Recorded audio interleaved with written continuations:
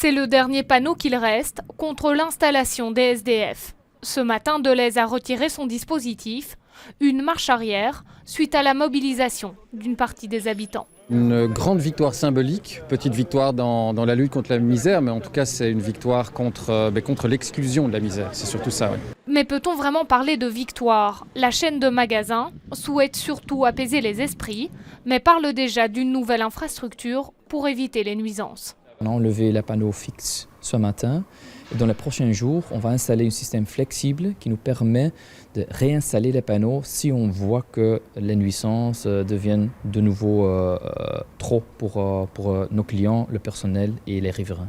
Des riverains que nous avons croisés cet après-midi. Certains d'entre eux admettent être gênés par la présence des sans-abri devant le magasin. Il y a assez de choses, des organisations pour eux. Donc ils peuvent aussi aller là. Ils ne sont pas méchants, ils disent bonjour et tout ça, c'est pas la question.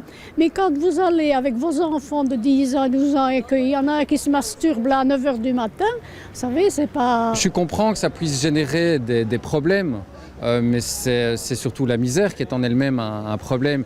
Et la cacher, vouloir la rejeter en dehors de la ville, toujours un peu plus loin, ne résout absolument rien. Ce soir, ces habitants célèbrent ce qu'ils considèrent comme une victoire citoyenne.